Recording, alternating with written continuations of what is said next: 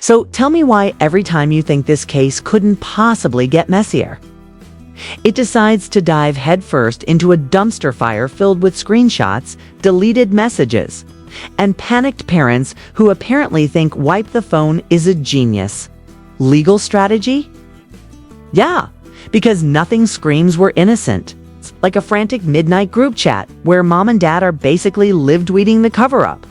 You wake up, open your phone, and boom, it's everywhere. Hashtags exploding, TikTok detectives posting reaction videos with red circles around blurry screenshots. And verified athletes chiming in like they've suddenly become FBI. But here's the kicker. The DMs aren't just gossip. They're time-stamped literally minutes after Austin Medef was stabbed. 2:03 a.m. due.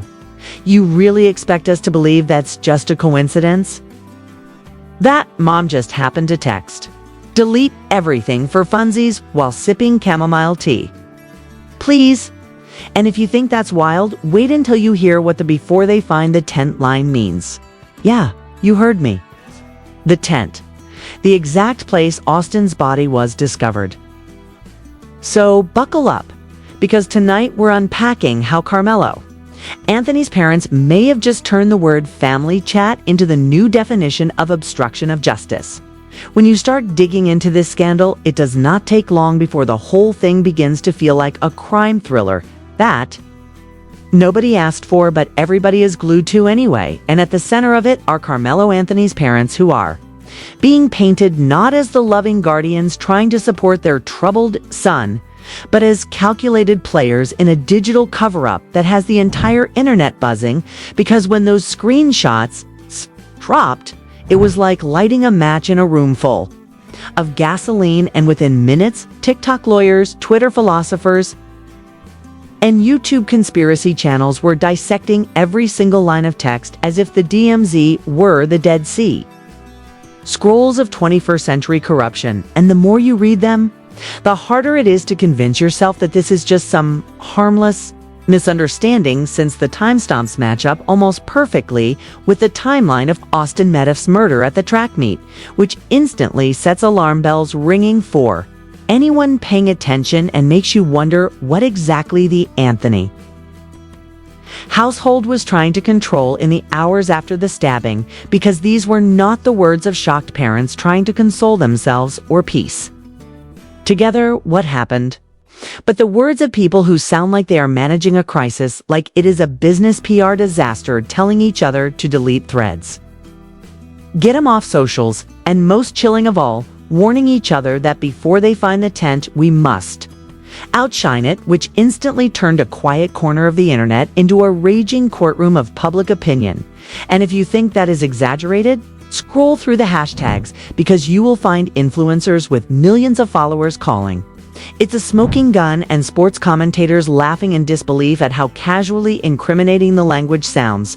And while the Anthony family lawyers are trying to say nothing at all, hiding behind a bland press release that claims they are reviewing the authenticity of the leaks, the silence is only making things louder, because in the absence of denial or explanation, people will believe whatever looks most damning.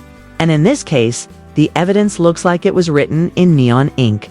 The scandal does not stop with the words themselves, because digital forensics experts are already stepping in, and according to several viral threads, the screenshots appear untouched, with metadata lining up to IP addresses linked to a home owned by Karmelo's uncle, and whether or not that exact fact proves anything is almost beside the point, since perception is what drives these narratives, and perception right now is that the Anthony parents were in on something shady from the moment blood hit the ground and the body was found under that tent. Imagine the optics of a mother sending a message just minutes after the crime saying, "He did not mean to, we will make this right," which was another leaked screenshot now circulating in every group chat like it is a new horror meme. And you cannot ignore how eerily casual that line feels in contrast to the severity of the situation, because it does not read like someone in shock, but like someone preparing damage control. And when you add to that the later messages allegedly tied to the father, telling a cousin to delete everything in the group and insisting they cannot trace that if it is gone, you start to see why the outrage is snowballing so violently. Protesters are standing outside their house, holding signs. Parents of classmates are taping "Justice for Austin" to lockers. And meanwhile, the Anthony residence is surrounded not only by cameras, but by candlelight vigils that show just how quickly grief is turning into fury. Reporters claim law enforcement once tried to confiscate devices but were delayed by a technicality over warrants. And that detail alone has fueled conspiracy theories that the family bought themselves enough time to scrub phones, wipe laptops, and hide what might have been a direct link to the crime scene. And if that turns out to be even partly true, then obstruction of justice will look like an understatement. At the same time, analysts on television are describing this as possibly the first case where Instagram DMS could outweigh DNA evidence in the courtroom, which is both bizarre and terrifying because it shows how much power a few panicked lines of text can carry once they are pulled into the public arena. Each leak feels more theatrical than the last, and the courtroom silence imposed by the gag order only increases the suspense outside, because while no one inside the trial can talk, the entire world outside is building the narrative for them, and the narrative is brutal that these parents were not innocent bystanders, but active players, trying to shield their son from justice with frantic late-night keystrokes. The weight of perception is now so heavy that every time a new screenshot drops, the Anthony family's reputation crumbles further. And you can feel the momentum shifting from whispers to full-blown accusations that this was never just a teenager who snapped, but a family operation that tried to clean up digital footprints before law enforcement even made it to the track meet. The scandal deepens once you look past the first round of leaks and realize how much more has been hinted at but not yet fully revealed, because the second wave of screenshots takes the story from messy to catastrophic, and suddenly what seemed like frantic parents in over their heads begins to look like a coordinated cover-up that could involve not just Karmelo's mother and father, but extended family and possibly even outsiders tied to their circle. And when Reddit threads began buzzing with talk of voice memos allegedly exchanged within the same chat, people lost their minds. Since nothing confirms guilt faster in the public eye than the promise of audio receipts, and rumors are swirling that one insider already handed these files to investigators, though they have not been released publicly yet, and if that happens, it will be like gasoline on an already raging fire. Think about the timing, because all the messages that surfaced were clustered between 2:03 and 2:06 a.m. only, moments after Austin's body was discovered under the tent, and every digital forensic expert worth their salt has already pointed out that the synchronicity is impossible to ignore, since it reads less like coincidence and more like real-time coordination. And then you get that additional leaked message where the mother allegedly typed, "He did not mean to, we will make this right." And suddenly the narrative shifts from panicked erasure to active damage control, which looks a whole lot like admission. When viewed through the lens of public suspicion, the Anthony legal team's silence in the face of this storm has only magnified the fury, because no explanation leaves a vacuum, and that vacuum is being filled with TikTok breakdowns, YouTube reaction videos, and Twitter threads treating every word as gospel, and whether or not the evidence holds up in court is irrelevant to the digital jury that has already declared a guilty verdict and moved on to demanding arrests. Some journalists even claim that federal investigators are not only looking into the DMs, but cross-referencing them with the Anthony family's phone logs, Wi-Fi connections, and even their Jeep's onboard tracking system, which means nothing in their digital footprint is off the table, and every discrepancy will be used to connect dots that may or may not exist. Meanwhile, a security camera clip surfaced showing a man believed to be Karmelo's father pacing in the school parking lot around the time of the murder, while on the phone, and amateur lip readers insist he is saying phrases like, "Do not say anything," and "stay off your phone," which is hardly the kind of body language or dialogue you want associated with your name in a high-profile case. And once that circulated, the chants outside the courthouse grew louder as protesters waved in large screenshots of the most damning DMIs next to photos of Austin, demanding that justice not stop at the teenager, but extend to the adults who may have enabled him.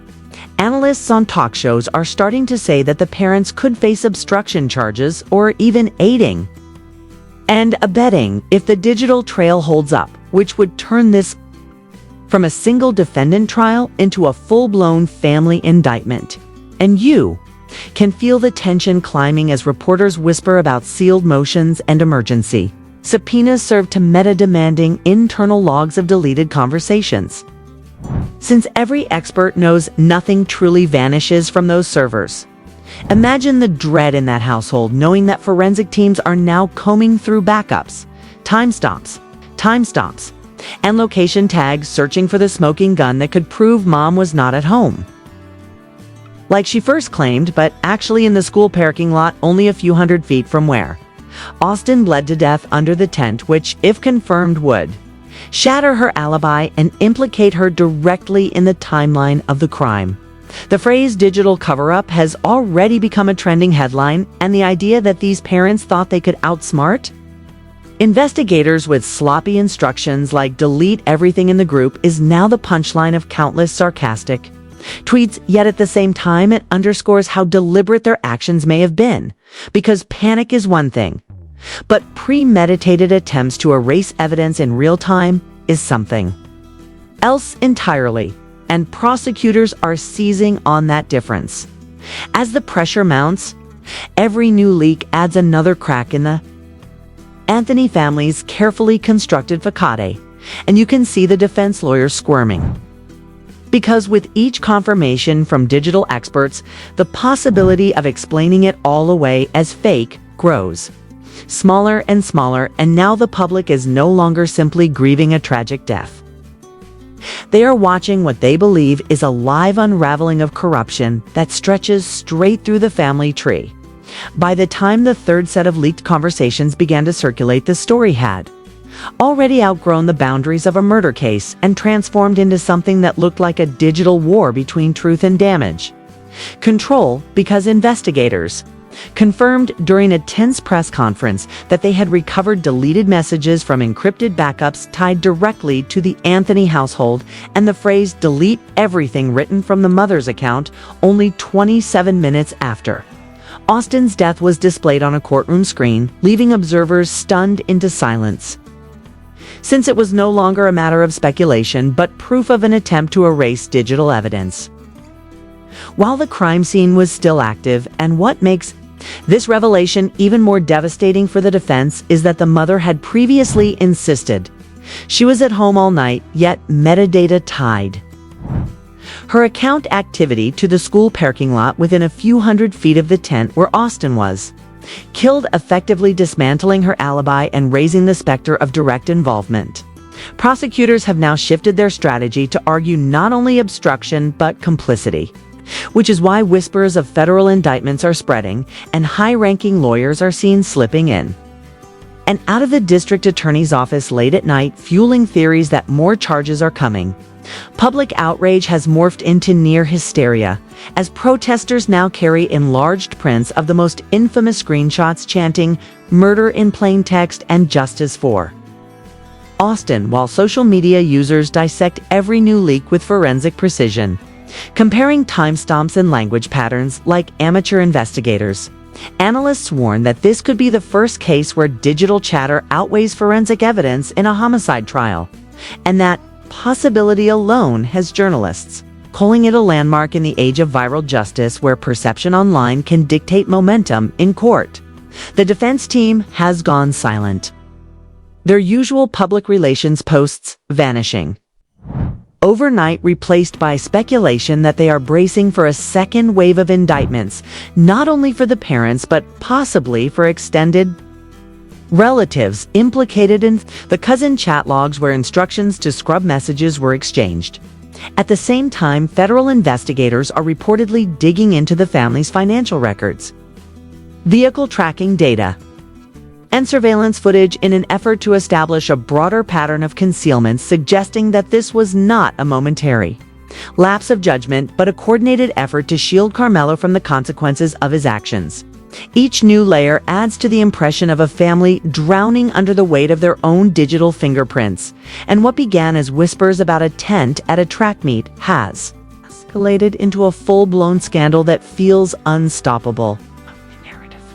Now is not only whether Karmelo committed the crime, but whether his parents actively orchestrated the cover-up in real time.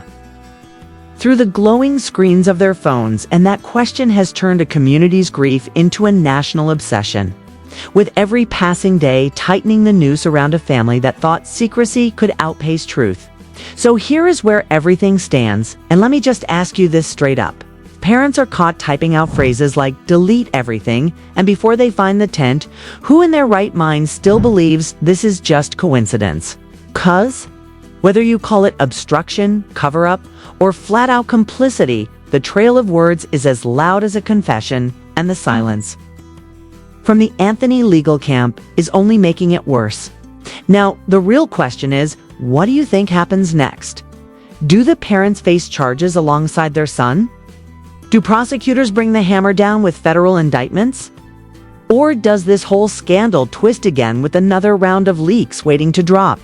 You tell me, because at this point, public opinion is moving faster than the courtroom, and sometimes perception becomes reality. If you think justice is overdue, drop your thoughts in the comments. If you think the leaks are fake, tell us why. And if you want to keep following every shocking turn in this case, then make sure you like this video, hit subscribe, and ring that notification bell, because the next revelation might be even bigger than everything we have already uncovered.